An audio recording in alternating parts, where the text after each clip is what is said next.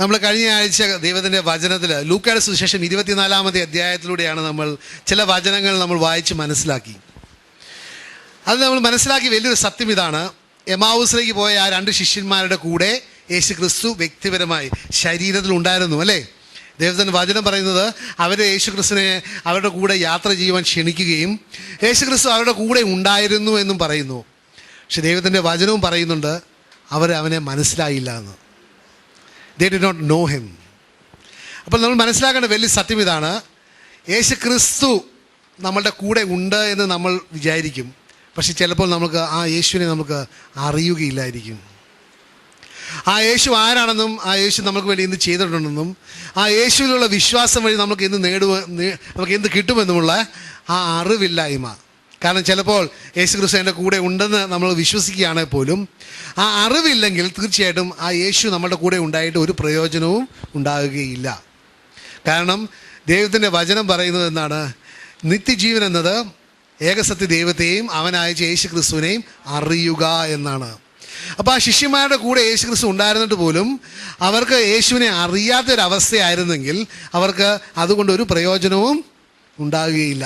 ഇന്ന് പല വ്യക്തികളും യേശു ക്രിസ്തുവിനെ അറിയാമെന്ന് വചനം വായിക്കുന്നുണ്ട്, കുറേ പ്രാർത്ഥനകളൊക്കെ ചെല്ലുന്നുണ്ട്, കുറേ ആചാരങ്ങളും അനുഷ്ഠാനങ്ങളും ഒക്കെ ചെയ്യുന്നുണ്ട്.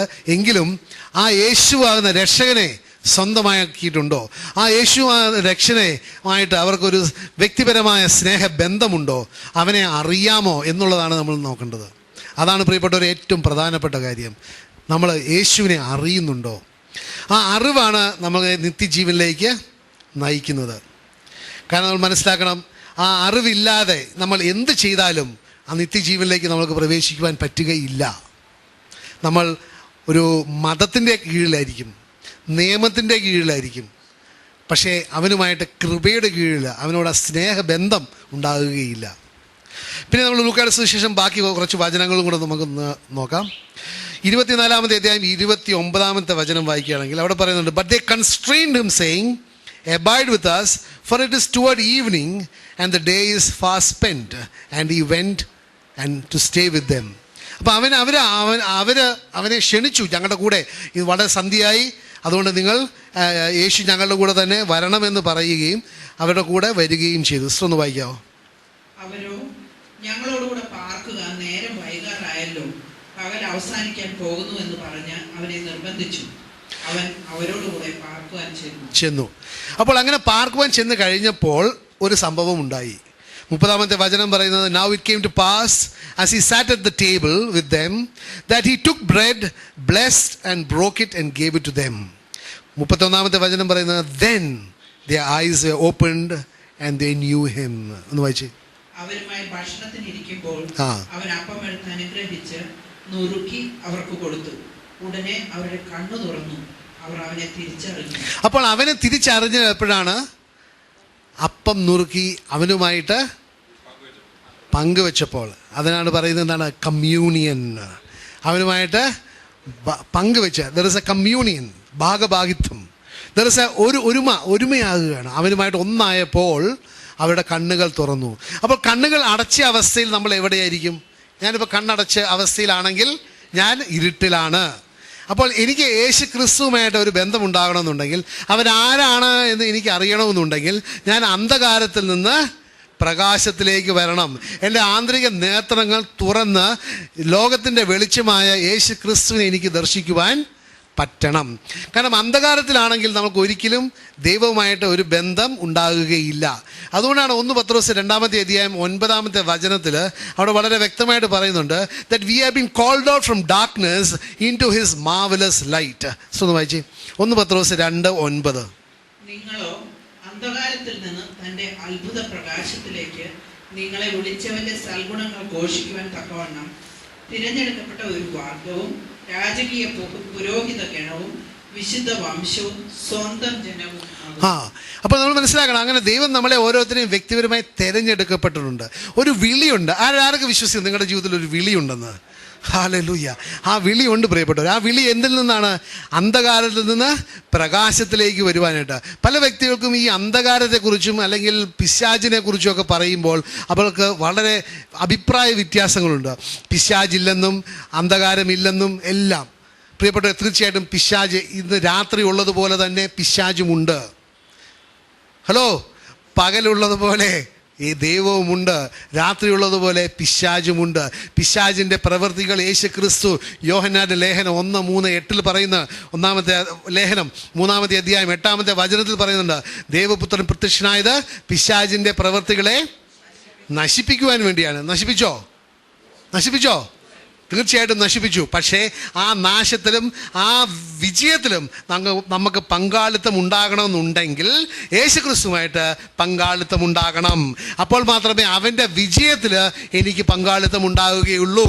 അല്ലെങ്കിൽ തീർച്ചയായിട്ടും ഞാൻ പിശാചിൻ്റെ അടിമത്തത്തിലായിരിക്കും. അപ്പോൾ നമ്മൾ ആ അന്ധകാരത്തിൽ നിന്ന് നമ്മളെ ദൈവം പ്രകാശത്തിലെ അത്ഭുതകരമായ പ്രകാശത്തിലേക്ക് വിളിച്ചിരിക്കുന്നതാണ്. അങ്ങനെ വിളിച്ചു കഴിയുമ്പോൾ ആ വിളി നമ്മൾ കേട്ട് യേശുവിൻ്റെ പുറകെ പോകുമ്പോൾ രണ്ട് കാര്യമാണ് നടക്കുന്നത്. 10-ാമത്തെ വചനം ഒന്ന് വായിച്ചേ. 1 Peter 2:10. അവിടെ ആ വിളി കേട്ട് നമ്മൾ വരുമ്പോൾ രണ്ട് കാര്യമാണ് സംഭവിക്കുന്നത്. മുമ്പേ നിങ്ങൾ ജനമല്ലാതെ ദൈവത്തിൻ്റെ ജനമല്ലാത്തവരായിരുന്നു, ഇപ്പോൾ ദൈവത്തിൻ്റെ ജനമാകുന്നു. അപ്പോൾ നമ്മൾ മുമ്പ് ദൈവവുമായിട്ടൊരു ബന്ധമില്ലായിരുന്ന വ്യക്തികളായിരുന്നു, അന്ധകാരത്തിലായിരുന്നു, പിശാചിൻ്റെ അടിമകളായിരുന്നു. പക്ഷേ ആ അത്ഭുതകരമായ പ്രകാശത്തിലേക്ക് വന്നപ്പോൾ നമ്മൾ ദൈവത്തിൻ്റെ ജനമായി, ദൈവത്തിൻ്റെ മക്കളായി. പിന്നെ ബാക്കി, ആദ്യം നമ്മൾ കരുണ ലഭിക്കാത്തവരായിരുന്നു, ഇപ്പോഴോ കരുണ ലഭിച്ചവരായി. പ്രിയപ്പെട്ട, നമ്മൾ മനസ്സിലാക്കണം. അപ്പോൾ നമ്മുടെ ജീവിതത്തിൽ തന്നെ വളരെയധികം വ്യത്യാസം സംഭവിക്കുകയാണ്. നമ്മൾ ആ അന്ധകാരത്തിൽ നിന്ന് പ്രകാശത്തിലേക്ക് വരുമ്പോൾ നമ്മുടെ ജീവിതത്തിൽ വളരെ അധികം വ്യത്യാസങ്ങൾ സംഭവിക്കുകയാണ്. നമ്മൾ ഒന്ന് പിശാചിൻ്റെ അടിമത്തത്തിൽ നിന്ന് ദൈവത്തിൻ്റെ മക്കളാകുകയാണ്. ദൈവത്തിൻ്റെ ജനമല്ലായിരുന്ന അവസ്ഥയിൽ നിന്ന് ദൈവത്തിൻ്റെ സ്വന്തം ജനമായിട്ട് മാറുകയാണ്. അതാണ് എഫിഷ്യൻസിൽ ലേഖനത്തിൽ 1-ാമത്തെ അധ്യായം 19-ാമത്തെ വചനത്തിൽ പറയുന്നത്, നിങ്ങൾ ഇനി അന്യരോ പരദേശികളോ അല്ല, നിങ്ങൾ സകല വിശുദ്ധന്മാരോടൊത്ത് ദൈവഭവനത്തിലെ അംഗങ്ങളാണ്.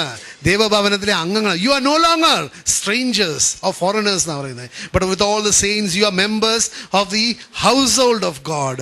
ദൈവത്തിൻ്റെ സ്വന്തം മക്കളാണ് എന്നാണ് പറയുന്നത്. അപ്പോൾ ഈ അന്ധകാരത്തെക്കുറിച്ച് നമ്മൾ മനസ്സിലാക്കണം പ്രിയപ്പെട്ടവരെ. കാരണം പലപ്പോഴും ഈ അന്ധകാരം ഇല്ല എന്നുള്ള ഒരു ആലോചന തന്നെ തരുന്നത് അത് ദൈവത്തിൽ നിന്നല്ല, അത് പിശാചിൽ നിന്നാണ്. കാരണം എപ്പോഴും നമ്മളുടെ ശത്രു ഒളിച്ചിരിക്കാനല്ലേ ആഗ്രഹിക്കുന്നത്. അതുകൊണ്ട് അവൻ ഒരിക്കലും അവനെ തന്നെ വെളിപ്പെടുത്തുവാൻ അവൻ സമ്മതിക്കുകയില്ല. കാരണം നമ്മൾ മനസ്സിലാക്കണം, ഈ അന്ധകാരത്തെ മാറ്റുന്നത് ഒരേ ഒരു കാര്യം മാത്രമേ ഉള്ളൂ. എന്താണ്? ഇങ്ങനത്തെ ബൾബാണോ? ഹല്ലേലൂയ. എന്താണ് അന്ധകാരത്തെ മാറ്റുന്നത്? ദൈവത്തിൻ്റെ വെളിച്ചം. ആ വെളിച്ചം എവിടെയാണ് നമുക്ക് കിട്ടുക? എവിടെ കിട്ടും? എവിടെ കിട്ടും? Hallelujah, praise the Lord. സുവിശേഷത്തിലാണ് ആ വെളിച്ചം കിട്ടുക. നമുക്കൊന്ന് ലേഖനത്തിലൂടെ വചനത്തിലൂടെ പോവുകയാണെങ്കിൽ 2 കൊരിന്ത്യർ 4-ാമത്തെ അധ്യായം 3-ാമത്തെ വചനം ഒന്ന് വായിക്കണം. കാരണം പലപ്പോഴും നമ്മൾ വിചാരിക്കും, എനിക്ക് പിശാചിൻ്റെ അന്ധകാരത്തിൽ നിന്ന് ദൈവത്തിൻ്റെ അത്ഭുതകരമായ പ്രകാശത്തിലേക്ക് എനിക്ക് കിടക്കുവാൻ താല്പര്യമുണ്ട്. പക്ഷേ നമ്മൾ പല മാർഗങ്ങളാണ് തേടുന്നത്.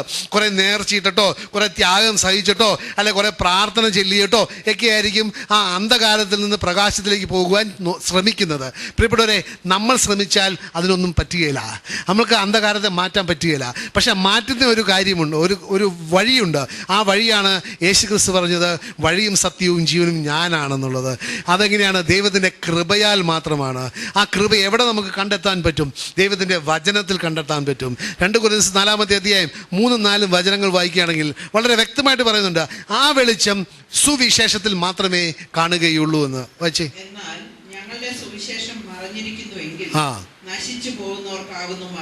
ആ വചനം വായിച്ചാൽ തന്നെ നമുക്ക് വളരെ വ്യക്തമായിട്ട് മനസ്സിലാക്കാൻ പറ്റുന്ന ഒരു സത്യം ഇതാണ്. സുവിശേഷം മറച്ചു വയ്ക്കുകയാണെങ്കിൽ നമുക്ക് സംഭവിക്കുന്നത് നാശമാണ്. ഹലോ, പറയുന്നത് മനസ്സിലാവുന്നുണ്ടോ? ഞാൻ ഇംഗ്ലീഷ് ഒന്ന് വായിക്കാം. But even if our gospel is veiled, it is veiled to those who are perishing. അപ്പോൾ ആ വചനം നമ്മളിൽ നിന്ന് മറച്ചു വെച്ചിരിക്കുകയാണെങ്കിൽ ആ മറ നമ്മളെ നാശത്തിലേക്ക് നയിക്കുകയുള്ളൂ, മരണത്തിലേക്ക് നയിക്കുകയുള്ളൂ. 4-ാമത്തെ വചനം വായിച്ചേ. ദൈവത്തിന്റെ പ്രതിരൂപം സ്വരൂപമായ ക്രിസ്തുവിന്റെ ആ തേജസ്സുള്ള സുവിശേഷത്തിന്റെ വെളിച്ചം തേജസ്സുള്ള സുവിശേഷത്തിന്റെ വെളിച്ചം കാണാതിരിക്കുവാൻ ഈ ലോകത്തിന്റെ ദൈവം അവിശ്വാസികളുടെ മനസ്സ് കുരുടാക്കിയിരിക്കുന്നു. ഇംഗ്ലീഷ് വായിക്കാം. Whose minds the God of this age has blinded, who do not believe lest എന്ന് പറയുന്ന വേർഡ് വളരെ ശ്രദ്ധിക്കുന്നതാണ്. ആ കാരണം വിശ്വസിച്ചാൽ രക്ഷപ്പെടും. അതുകൊണ്ട് സാത്താൻ എന്താ ചെയ്യുന്നത്?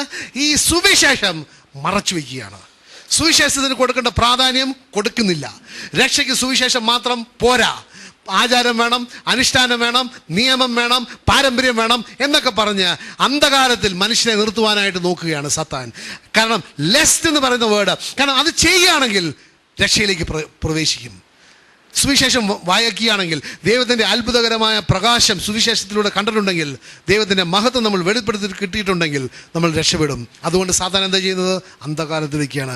It says, whose minds the God of this age is blinded, who do not believe lest the light of the glory of Christ, who is the image of God, should shine on them.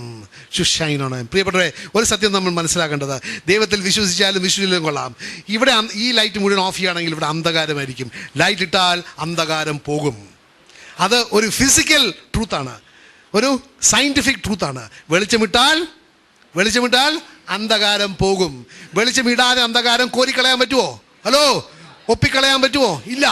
അന്ധകാരം പോകണമെന്നുണ്ടെങ്കിൽ വെളിച്ചമിടണം. ദൈവത്തിൻ്റെ വചനം പറയുന്നത്, I am the light of the world, ഞാൻ ലോകത്തിൻ്റെ വെളിച്ചമാണ്, പ്രകാശമാണ്. സുവിശേഷം ദൈവത്തിൻ്റെ പ്രകാശമാണ്. എവിടെ സുവിശേഷം പ്രവർത്തിക്കുന്നോ അവിടെ പിശാചിന്റെ അന്ധകാരം ഇല്ലാതെ ആകും. അതുകൊണ്ട് സാത്താൻ എന്താണ് ശ്രമിക്കുന്നത്? സുവിശേഷം മനസ്സിലാക്കാത്തക്ക വിധം മനസ്സുകളെ അന്ധകാരത്തിൽ വയ്ക്കുകയാണ്. പറയുന്നത് മനസ്സിലാവുന്നുണ്ടോ? അവൻ നിങ്ങളോട് എന്ത് വേണമെങ്കിലും ചെയ്യാൻ പറയും.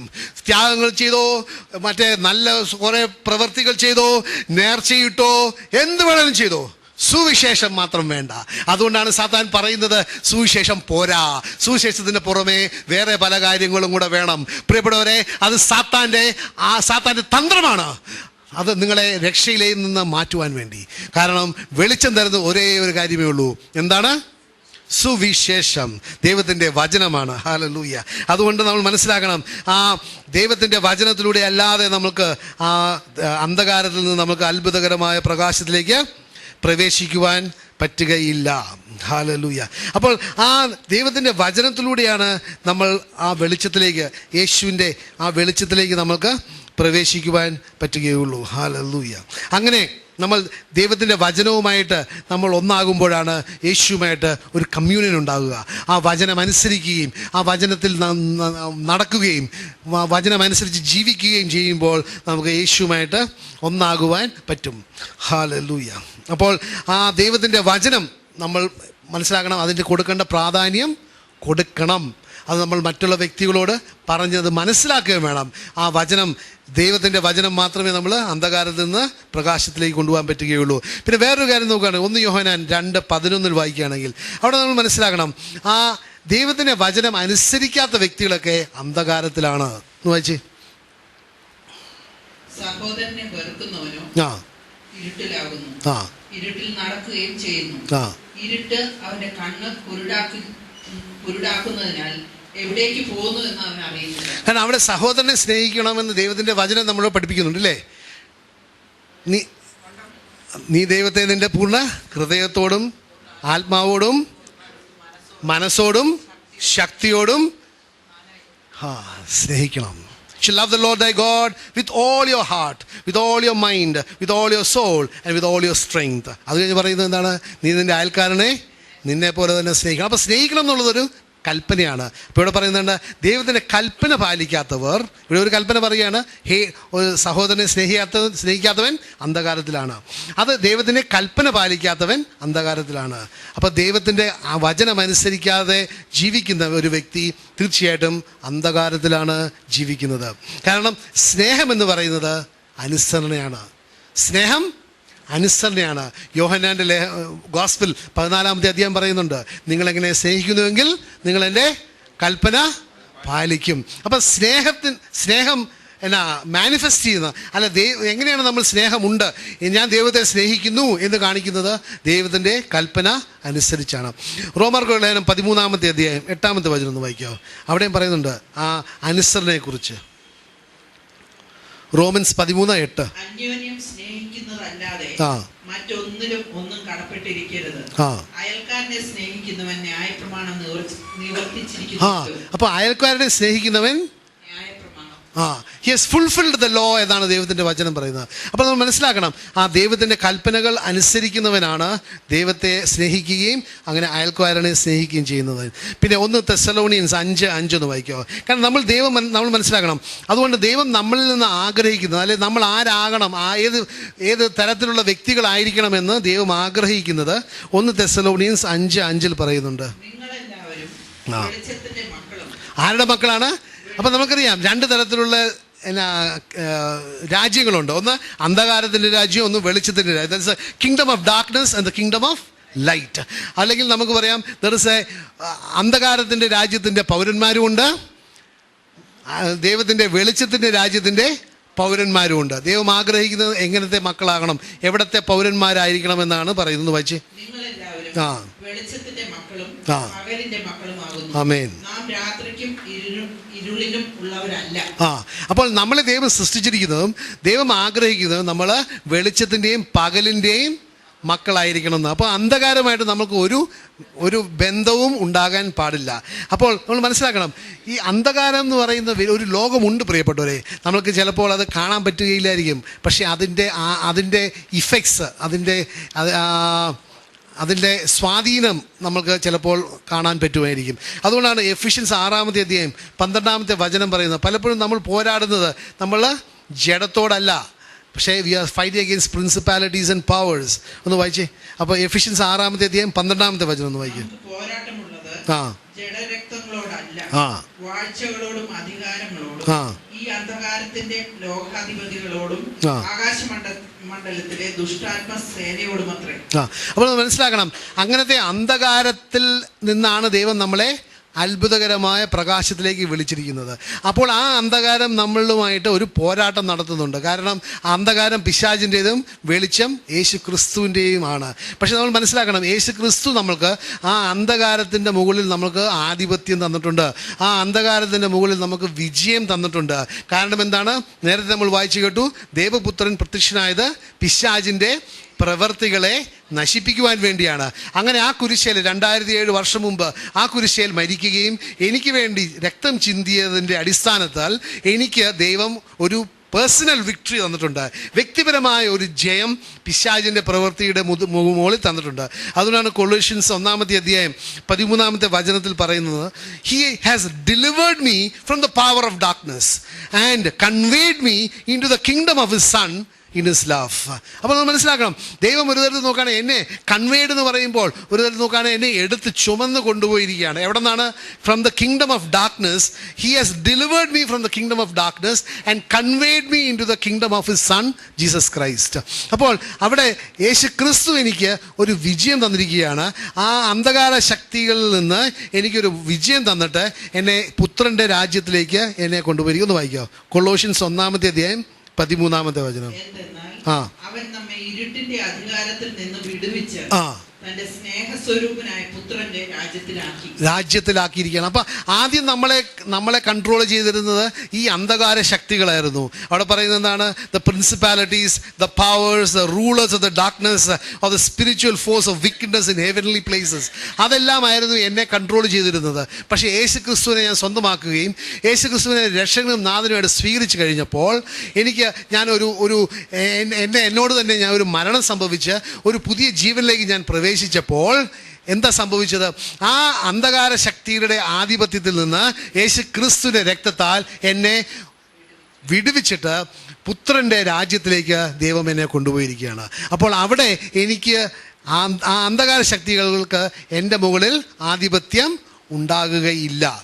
അങ്ങനെ നമ്മൾ ഒരു വിജയകരമായ ജീവിതം നമുക്ക് നയിക്കുവാൻ പറ്റും. കാരണം നമ്മൾ മനസ്സിലാക്കേണ്ട വലിയൊരു സത്യം ഇതാണ്, യേശു ക്രിസ്തു ആ കുരിശേൽ മരിച്ചപ്പോൾ എന്നെ ഈ അന്ധകാരത്തിൽ നിന്ന് ദൈവത്തിൻ്റെ അത്ഭുതകരമായ പ്രകാശമായ ആ രാജ്യത്തിലേക്ക് കൊണ്ടുപോകേണ്ട കാര്യങ്ങളും പ്രവൃത്തികളും എല്ലാം ചെയ്ത് കഴിഞ്ഞിരിക്കുകയാണ്. അതിൻ്റെ കൂടെ ഒന്നും എനിക്ക് കൂട്ടിച്ചേർക്കുവാൻ പറ്റുകയില്ല. അത് കൂട്ടിച്ചേർക്കേണ്ട ആവശ്യവും ഇല്ല. കാരണം യേശുക്രിസ്തു എൻ്റെ രക്ഷയ്ക്ക് വേണ്ട പ്രവൃത്തികളെല്ലാം ചെയ്ത് കഴിഞ്ഞിരിക്കുന്നു. അതുകൊണ്ടാണ് യോഹന്നാന്റെ ലേഖനം 19-ാമത്തെ അധ്യായം 30-ാമത്തെ വചനത്തിൽ യേശുക്രിസ്തു എന്താണ് പറഞ്ഞത്? യേശുക്രിസ്തു എന്തു പറഞ്ഞു? യോഹന്നാൻ 19-ാമത്തെ അധ്യായം. പലപ്പോഴും നമ്മൾ റിപ്പോർട്ട് ചെയ്യുകയല്ലേ, നമ്മളെ ഓരോരുത്തരെയും ഒരു സ്ഥലത്ത് ഒരു പ്രവൃത്തി ചെയ്യുവാനായിട്ട് വിട്ടിട്ടുണ്ടെങ്കിൽ തിരിച്ച് നമ്മൾ വന്നിട്ട് ഒരു റിപ്പോർട്ട് കൊടുക്കുകയല്ലേ, എന്തൊക്കെയാണ് ഞാൻ ചെയ്തത്, എവിടം വരെ ആയി, എന്നെ വിട്ട കാര്യം എവിടം വരെ ഞാൻ ചെയ്തു, എവിടം വരെ ഞാൻ പൂർത്തിയാക്കി എന്ന് പറയാറുണ്ടല്ലോ. അതുപോലെ തന്നെ യേശുക്രിസ്തു അവിടെ പറയുകയാണ് യോഹന്നാൻ്റെ ലേഖനത്തിൽ 19-ാമത്തെ അധ്യായം 30-ാമത്തെ വചനത്തിൽ പറയുകയാണ്. എന്താണ്? യേശു പുളിച്ച വീഞ്ഞ് കുടിച്ച ശേഷം നിവൃത്തിയായി എന്ന് പറഞ്ഞ് തല ചായച്ച് ആത്മാവിനെ ഏൽപ്പിച്ചു കൊടുത്തു. എന്താണ് നിവൃത്തിയായി? ഇറ്റ് ഈസ് ഫിനിഷ്ഡ് എന്ന് പറഞ്ഞിട്ട് he gave up his spirit എന്നാണ് പറയുന്നത്. അപ്പോൾ നമ്മൾ മനസ്സിലാക്കണം, എൻ്റെ രക്ഷയ്ക്ക് വേണ്ടിയുള്ള പ്രവൃത്തികൾ മുഴുവൻ യേശുക്രിസ്തു ആ കുരിശിൽ ചെയ്തു കഴിഞ്ഞു. ഈ പിശാചിന് that is A finished work at the cross of Christ. പിശാചിന് ഏറ്റവും സഹിക്കാൻ പറ്റാത്തത് is the finished work of salvation at the cross. പൂർത്തിയായ രക്ഷയുടെ ആവശ്യത്തിന് പൂർത്തിയായ ആ കുരിശേൽ പൂർത്തിയായ പ്രവൃത്തിയാണ് പിശാചിന് സഹിക്കാൻ പറ്റാത്തത്. അവന് അതിന് പുറമെ വേറെ കാര്യങ്ങൾ ചെയ്യണമെന്ന് പറഞ്ഞാണ് അവൻ മനുഷ്യനെ ആ രക്ഷയുടെ അനുഭവത്തിൽ നിന്ന് നാശത്തിലേക്ക് കൊണ്ടുപോകുന്നത്. He hates the finished work at the cross of Christ. അതുകൊണ്ട് അവൻ പറയും, ആ കുരിശേൽ മരിച്ചു തീർച്ചയായിട്ടും, പക്ഷേ നിനക്ക് രക്ഷ വേണമെന്നുണ്ടെങ്കിൽ നീ വേറെ കുറേ കാര്യങ്ങളോട് ചെയ്യണം, അല്ലാതെ നിനക്ക് രക്ഷ കിട്ടുകയില്ല. അപ്പോൾ എന്താ നമ്മൾ ചെയ്യുന്നത്? നമ്മൾ രക്ഷയ്ക്ക് വേണ്ടി ആ യേശു ക്രിസ്തുവിനെ പൂർണ്ണമായിട്ട് ആശ്രയിക്കുന്നതിന് പകരം ഞാൻ എൻ്റെ പ്രവൃത്തികളും എൻ്റെ നല്ല കാര്യങ്ങളെയും കൂടെ ആശ്രയിക്കുവാനായിട്ട് ശ്രമിക്കുകയാണ്. അങ്ങനെ ചെയ്യുമ്പോൾ ഞാൻ ആ രക്ഷയുടെ അനുഭവത്തിൽ നിന്ന് ഞാൻ നാശത്തിലേക്ക് പോവുകയാണ്. പറയുന്നത് മനസ്സിലാവുന്നുണ്ടോ? ഹലോ, ഒരു ഹല്ലേലൂയ പറഞ്ഞേ, ഒരു ഹല്ലേലൂയ പറഞ്ഞു. ഹല്ലേലൂയ. കാരണം നമ്മൾ മനസ്സിലാക്കണം, യേശുക്രിസ്തു നമ്മളുടെ രക്ഷയ്ക്ക് വേണ്ടി ചെയ്യേണ്ട കാര്യങ്ങളെല്ലാം നമ്മൾക്ക് ഓരോരുത്തർക്കും വ്യക്തിപരമായി ആ കുരിശിൽ 2007 വർഷം മുമ്പ് ചെയ്തു കഴിഞ്ഞിട്ട് പിതാവിനോട് പറയുകയാണ്, ഇറ്റ് ഈസ് ഫിനിഷ്ഡ്, ഇനി ഒന്നും കൂടെ ആവശ്യമില്ല. ആ ഫിനിഷ്ഡ് വർക്കിലോട്ട് പ്രവേശിക്കുവാൻ സാത്താൻ സമ്മതിക്കുന്നില്ല. പ്രിയപ്പെട്ടവരെ, ഇന്ന് നമ്മളുടെ രക്ഷയ്ക്ക് വേണ്ടി നമ്മളൊന്നും ചെയ്യേണ്ട ആവശ്യമില്ല. കാരണം ദൈവത്തിൻ്റെ വചനം എഫിഷ്യൻസ് ലേഖനത്തിൽ പറയുന്നുണ്ട്, you have been saved by grace through faith and not of your works. നമ്മളൊന്നും ചെയ്യേണ്ട ആവശ്യമില്ല. ആ രക്ഷ വേണമെന്നുണ്ടെങ്കിൽ ആ രക്ഷകനെ സ്വന്തമാക്കിയാൽ മതി. ആരൊക്കെ വിശ്വസിക്കുന്നുണ്ട്? രക്ഷ വേണമെന്നുണ്ടെങ്കിൽ നമ്മൾ ആകെ ചെയ്യേണ്ട ഒരേ ഒരു കാര്യം, ആ രക്ഷകനെ സ്വന്തമാക്കുക. പക്ഷെ പിശാച് സമ്മതിക്കുകയില്ല. അവൻ പറയും, രക്ഷകനെ രക്ഷകനാണ്, യേശു രക്ഷകനാണ്, പക്ഷെ നിനക്ക് രക്ഷ വേണമെന്നുണ്ടെങ്കിൽ നീ കുറേ കാര്യങ്ങൾ ചെയ്യണം. നീ ആ പ്രാർത്ഥന ചെല്ലണം, ഈ പ്രാർത്ഥന ചെല്ലണം, നീ മരിച്ചു കഴിഞ്ഞിട്ട് മറ്റൊരു കുറേ പ്രാർത്ഥന ചെല്ലണം. അങ്ങനെ കഷ്ടിച്ച് ഉന്തി ചിലപ്പോൾ നീ അവിടെ ചെല്ലുമായിരിക്കും. പ്രിയപ്പെട്ടവരെ, ഈ ചിലപ്പോൾ അവിടെ ചെല്ലുമെന്നായിരിക്കും എന്നുള്ള ഒരു മനോഭാവമല്ല ഒരു യേശുവിൻ്റെ ഒരു ശിഷ്യനുണ്ടാകേണ്ടത്. കാരണം ദൈവത്തിൻ്റെ വചനം റോമാർക്കുള്ള ലേഖനത്തിൽ പറയുന്നത്, there is therefore now no condemnation for those who are in Christ Jesus. ഓ ഹല്ലേലൂയ. ഒന്ന് വായിച്ചത് നമ്മൾ മനസ്സിലാക്കണം, യേശു ക്രിസ്തുവിനെ സ്വന്തമാക്കിയവന് ഇനി ശിക്ഷാവിധി ഇല്ല എന്നാ പറയുന്നത്. അപ്പോൾ അങ്ങനെ യേശുവിനെ സ്വന്തമാക്കിയവന് പിന്നെ ഞാൻ കഷ്ടിച്ച് രക്ഷപ്പെടുമെന്നല്ല പറയേണ്ടത്, ഞാൻ രക്ഷപ്പെടുന്നവനാണ്. ഞാൻ രക്ഷകനെ ഞാൻ സ്വന്തമാക്കിയതുകൊണ്ട് എനിക്ക് രക്ഷയുണ്ട് എന്ന് പറയുവാനുള്ള ആത്മധൈര്യം ഉണ്ടാകണം. ഹല്ലേലൂയ. ഒന്ന് വായിച്ചു സിസ്റ്റർ. അതുകൊണ്ട് ഇപ്പോൾ ക്രിസ്തുയേശുവിലുള്ളവർക്ക് ഒരു ശിക്ഷാവിധി. There is therefore now no condemnation for those who are in Christ Jesus, who walketh not in the flesh but walks in the spirit. Hallelujah. അപ്പോൾ നമ്മൾ മനസ്സിലാക്കണം, അവിടെ യേശുവിനെ സ്വന്തമാക്കിയാൽ പിന്നെ ശിക്ഷാവിധി ഇല്ല എന്നുള്ളത്. പക്ഷേ സാത്താൻ ആ ഫിനിഷ്ഡ് വർക്കിലോട്ട് പ്രവേശിക്കാൻ പറ്റിയില്ല. അപ്പോൾ നമ്മൾ ഭയത്തിലായിരിക്കും, ഞാൻ മരിച്ചാൽ രക്ഷപ്പെടുവോ, ഞാൻ മരിച്ചാൽ എങ്ങോട്ട് പോകും. അപ്പോൾ ചിലവർ പറയും, അങ്ങനെ ചെയ്താൽ ശരിയാവും, എനിക്ക് അതും കൂടെ ചെയ്യാം, ഇങ്ങനെ ചെയ്താൽ ശരിയാവും. കാരണം എല്ലാവർക്കും രക്ഷ പ്രാപിക്കണം എന്നുള്ള ഒരു തീക്ഷ്ണതയുണ്ട്. അതുകൊണ്ട് മനുഷ്യൻ എന്ത് ചെയ്യാനും തയ്യാറാണ്, നേർച്ചയിടാനും തയ്യാറാണ്, നൊവേന കൂടാൻ തയ്യാറാണ്, എന്ത് ചെയ്യുവാൻ തയ്യാറാണ്. പ്രിയപ്പെട്ടവരെ, ഒന്നിൻ്റെയും ആവശ്യമില്ല. യേശു ക്രിസ്തു ആവുന്ന രക്ഷകനെ സ്വന്തമാക്കിയാൽ മതി. ഹല്ലേലൂയ. അതുകൊണ്ട് നിങ്ങൾ മനസ്സിലാക്കണം പ്രിയപ്പെട്ടവരെ, യേശു ക്രിസ്തു നമ്മൾ ആഗ്രഹിക്കുന്നത് നമ്മളൊരു വിജയകരമായ, ഒരു സന്തോഷമുള്ള, ഒരു ആനന്ദമുള്ള ഒരു ക്രിസ്തീയ ജീവിതം നയിക്കുവാൻ വേണ്ടിയാണ്. അല്ലാതെ ഭയപ്പെട്ടിട്ട് പേടിച്ച് ജീവിക്കാനല്ല ആഗ്രഹിക്കുന്നത്. അത് പക്ഷെ അതിനുപരി ഒരു സന്തോഷമുള്ള, വിജയകരമായ, ഒരു ആത്മധൈര്യമുള്ള ക്രിസ്തീയ ജീവിതം നയിക്കുവാനാണ് ആഗ്രഹിക്കുന്നത്. കാരണം യേശു ക്രിസ്തു വചനത്തോട് വളരെ വ്യക്തമായിട്ട് നമ്മളോട് പറയുന്നുണ്ട്, നമ്മൾ യേശു ക്രിസ്തുമായിട്ട് ഒന്നാകുകയാണെങ്കിൽ യേശു ആയിരിക്കുന്നിടത്ത് നമ്മളുമായിരിക്കും എന്ന് വളരെ വ്യക്തമായിട്ട് പറയുന്നുണ്ട്. എഫിഷ്യൻസ് ലേഖനം 1-ാമത്തെ അധ്യായം 20-ാമത്തെ വചനം 19 മുതൽ 21 വരെ വായിക്കുകയാണെങ്കിൽ അവിടെ അറിയാം, യേശു ക്രിസ്തു ആ പിതാവിൻ്റെ ഹിതമനുസരിച്ച് ഇവിടെ ജീവിക്കുകയും അങ്ങനെ ആ നമ്മളുടെ രക്ഷയ്ക്ക് വേണ്ടി കുരിശിൽ മരിക്കുകയും ചെയ്തതിൻ്റെ കഴിഞ്ഞിട്ട് യേശു ക്രിസ്തുവിന് ദൈവം എന്താണ്, പിതാവ് എന്താണ് ചെയ്തതെന്ന് വായിച്ചേ. വിശ്വസിക്കുന്ന നമുക്ക് വേണ്ടി വ്യാപരിക്കുന്ന അവന്റെ ശക്തിയുടെ അളവറ്റ വലിപ്പം ഇന്നതെന്നും നിങ്ങൾ അറിയേണ്ടതെന്നും തന്നെ. ആർക്കാണ് ഇത് ഈ ശക്തി അറിയേണ്ടത്? ആർക്കാണ് ഈ ശക്തി അവൈലബിൾ എന്ന് പറയുന്നത്? ഒന്ന് വായിച്ചേ. വിശ്വസിക്കുന്ന നമുക്ക് വേണ്ടി. അപ്പോൾ ഈ വിശ്വാസമാണ് ഏറ്റവും പ്രധാനപ്പെട്ടത്. വിശ്വസിക്കുന്ന നമ്മൾക്ക് വേണ്ടി വ്യാപരിക്കുന്ന അവന്റെ ശക്തിയുടെ അളവറ്റ വലുപ്പം ഇന്നതെന്നും നിങ്ങൾ അറിയണം. അപ്പൊ ദൈവം ആഗ്രഹിക്കുന്നത് നിങ്ങൾ ഈ അന്ധകാരത്തിൽ നിന്ന് എൻ്റെ അത്ഭുതകരമായ പ്രകാശത്തിലേക്ക് വന്നു കഴിയുമ്പോൾ ഐ ആം എൻഡോയിങ് വിത്ത് പവർ. നിങ്ങൾക്ക് ശക്തി തരികയാണ്. കാരണം നമ്മളറിയാം, എഫിഷ്യൻസി 2-ാമത്തെ അധ്യായം 3-ാമത്തെ അധ്യായം 20-ാമത്തെ വചനത്തിൽ നമ്മൾ വായിച്ചു കേട്ടിട്ടുണ്ടല്ലോ അല്ലേ, ഒരു ശക്തിയെക്കുറിച്ച്. ചോദിക്കുന്നതിലും അത്യന്തം സമൃദ്ധിയായി നമ്മിൽ വ്യാപരിക്കുന്ന ശക്തിയാണ് ഒരു ശക്തി. അപ്പൊ ദൈവം നമ്മളെ ആഗ്രഹിക്കുന്നത് ഈ ദൈവത്തിന്റെ ആത്മാവ് നമ്മൾ വ്യാപരിക്കുമ്പോൾ നമ്മൾക്കൊരു ശക്തി കിട്ടുകയാണ്. ആ ശക്തി എന്താണ് എന്ന് നമ്മൾ മനസ്സിലാക്കണം. അങ്ങനെ മനസ്സിലാക്കുമ്പോൾ നമ്മൾ ഒരു വിജയകരമായ ജീവിതമേ നയിക്കുകയുള്ളൂ. എന്ന് വായിച്ചേ. അവന്റെ ബലത്തിൽ വല്ലഭത്വത്തിന്റെ വ്യാപാരത്താൽ അവൻ ക്രിസ്തുവിൽ വ്യാപരിച്ച് അവനെ മരിച്ചവരുടെ ഇടയിൽ നിന്ന് ഉയർപ്പിക്കുകയും സ്വർഗത്തിൽ തന്റെ വലത്തുഭാഗത്ത് ഇരിക്കുകയും ചെയ്തു.